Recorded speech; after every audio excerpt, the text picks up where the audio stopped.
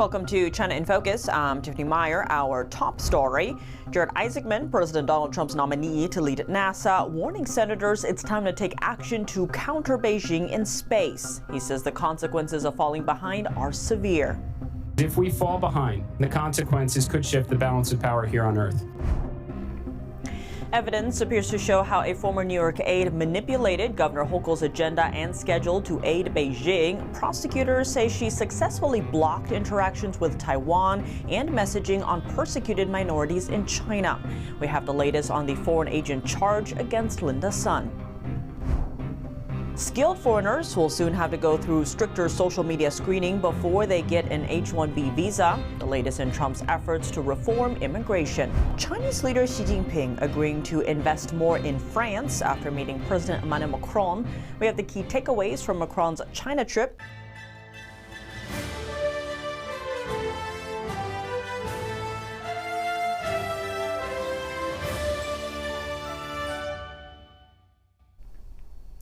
Jared Isaacman, Donald Trump's nominee to lead NASA, warning senators of the consequences of falling behind China in the new race to the moon.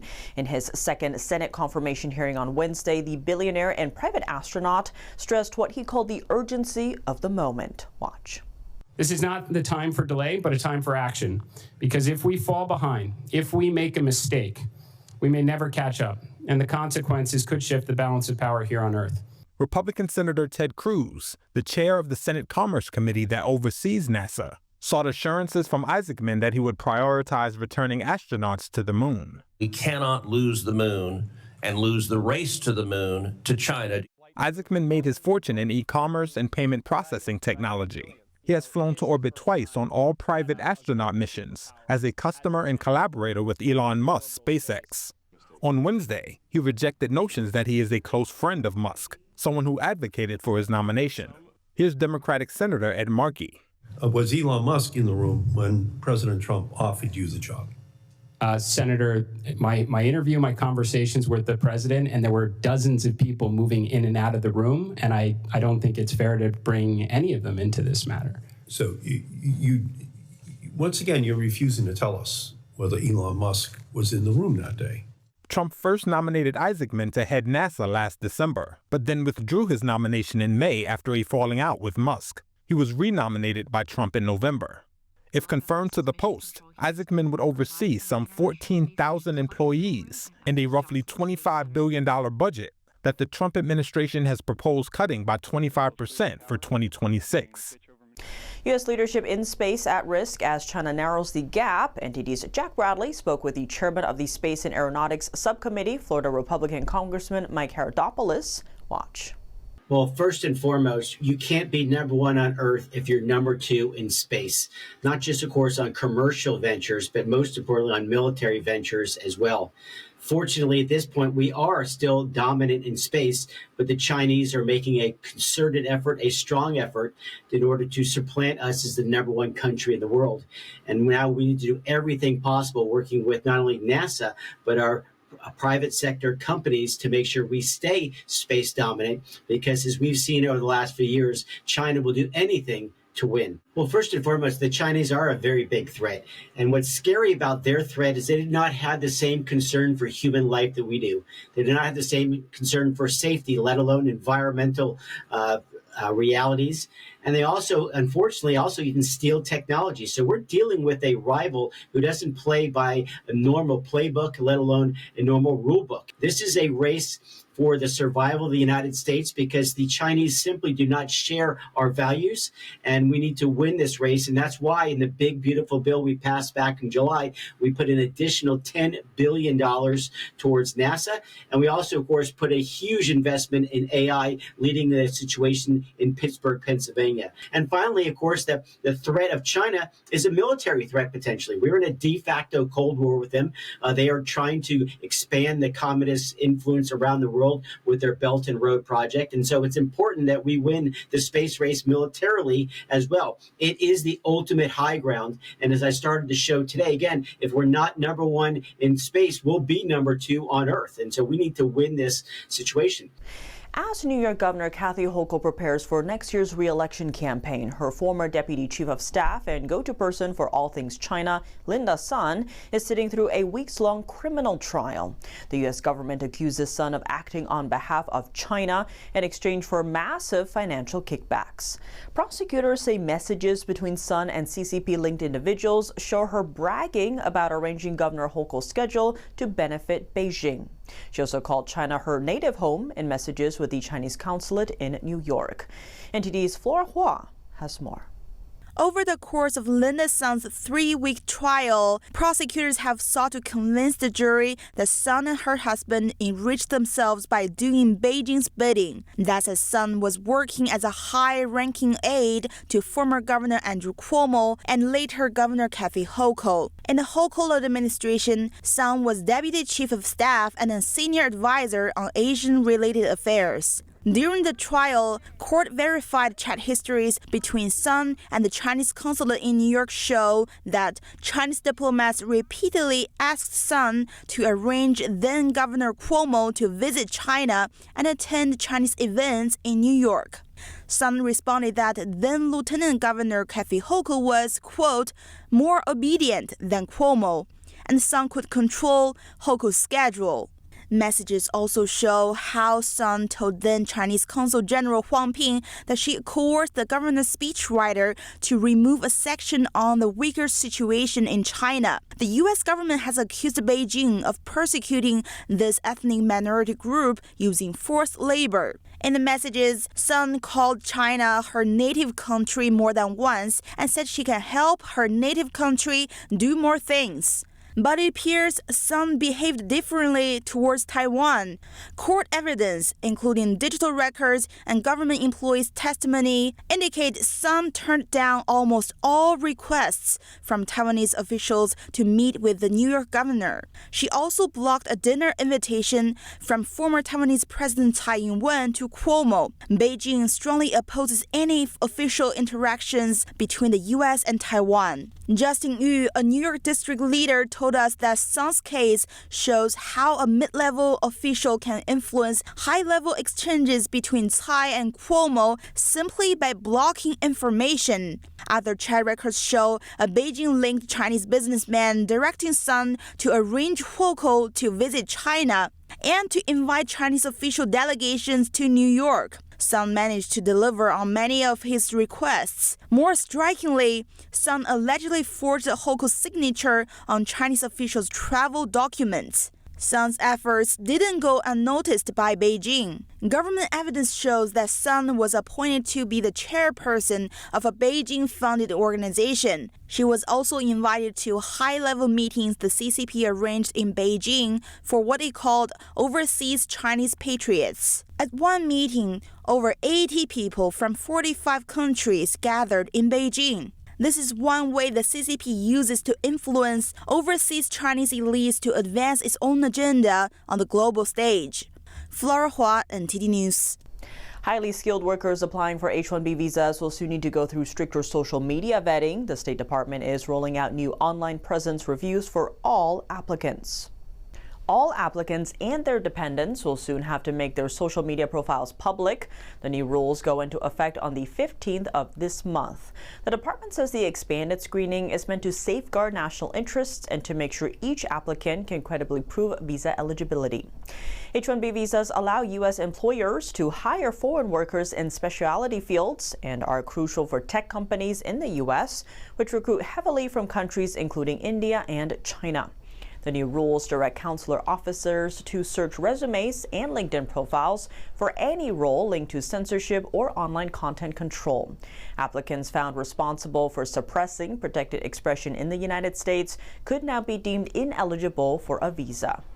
Senators push stricter chip export controls to keep China from outpacing the U.S. in the AI race. Witnesses at a hearing said it's essential to protect American values over CCP authoritarianism. NTD's international correspondent Malcolm Hudson has more.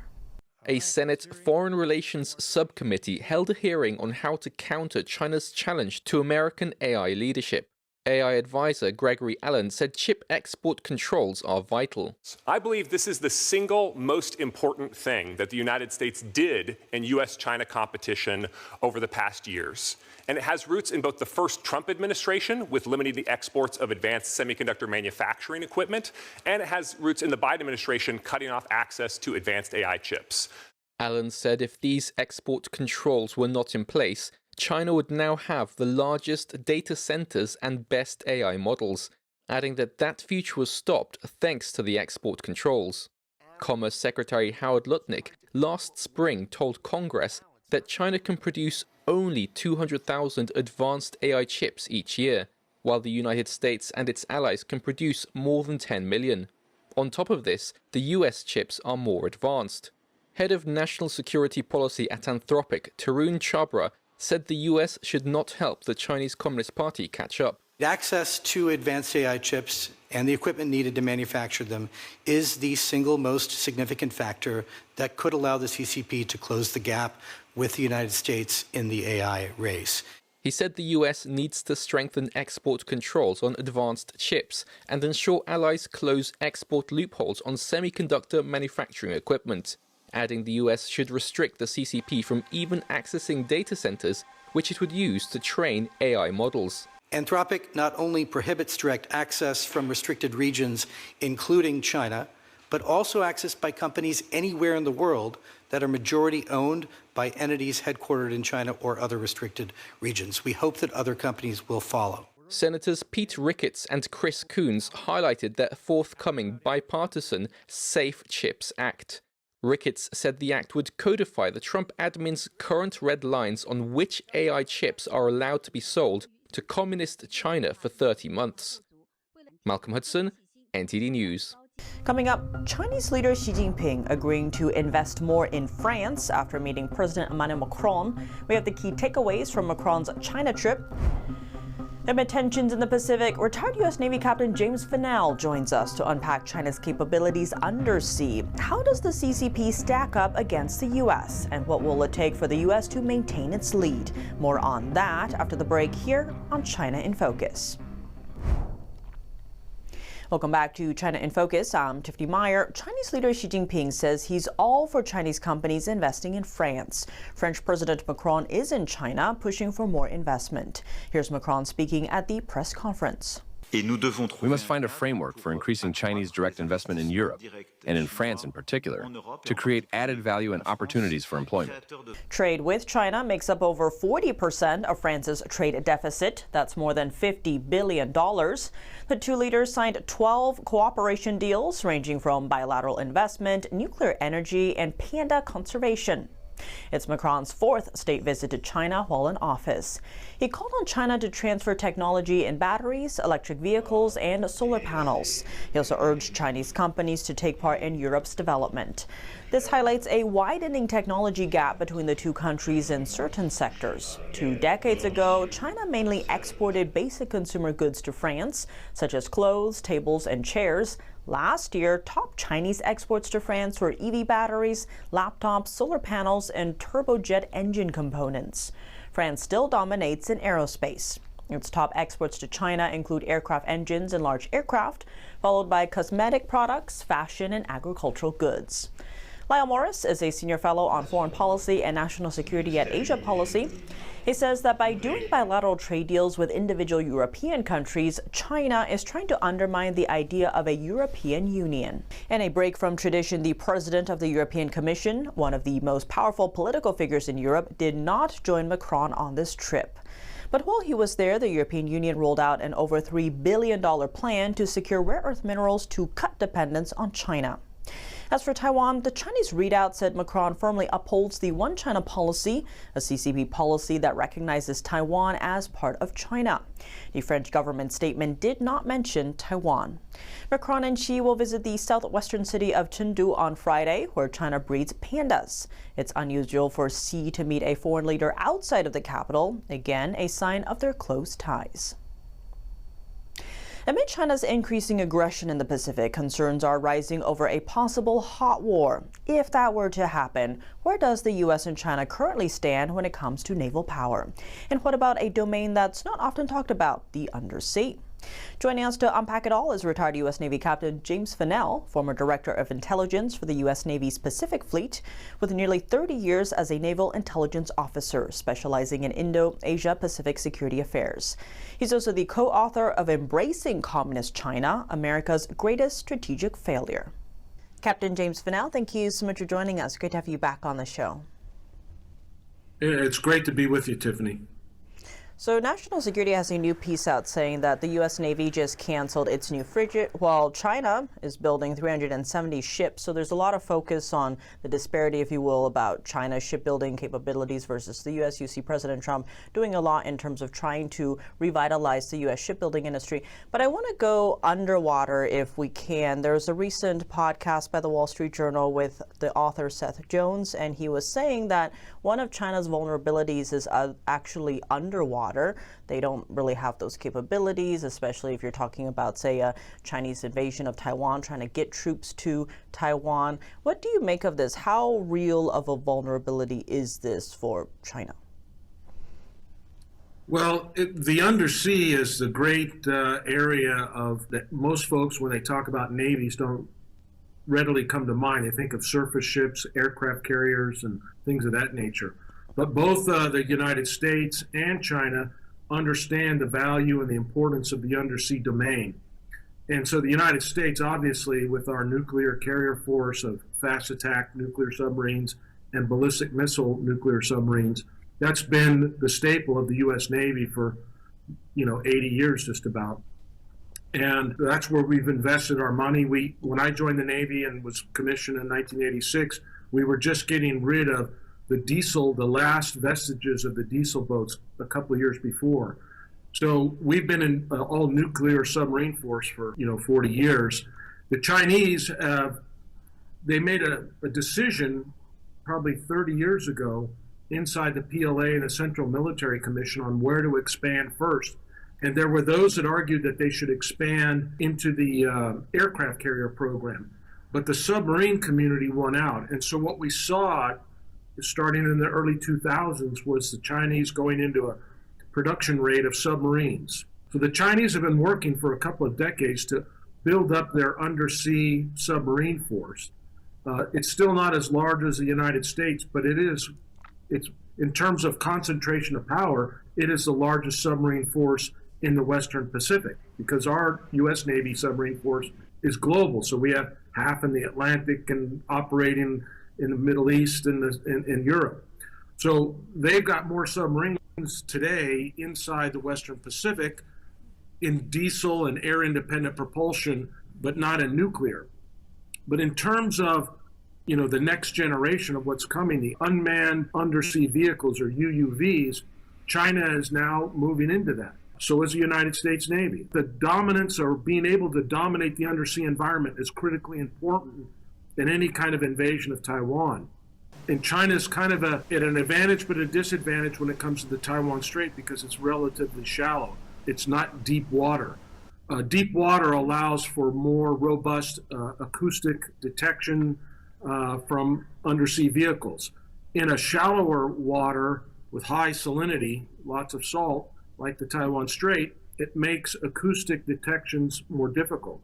But that doesn't mean China's not working on it. And we have documentation from the Chinese going back a decade talking about their undersea Great Wall and being able to put down sensors and arrays that would be able to detect foreign undersea vehicles that would come in, presumably the U.S. Navy.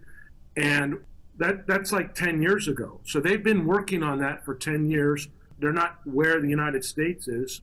They're probably approaching where the Russians are in some areas in terms of quieting and development of acoustic detection capabilities. There's been reports, and we've seen oceanographic research ships operating outside the first island chain in that deep water of the Philippine Sea between Okinawa and Guam.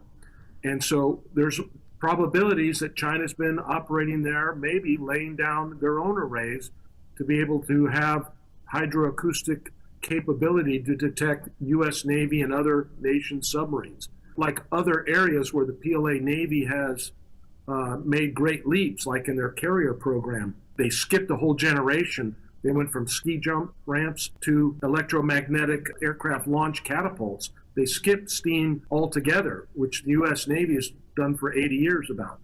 So they skipped that and skipped the generation, skipped echelon technology.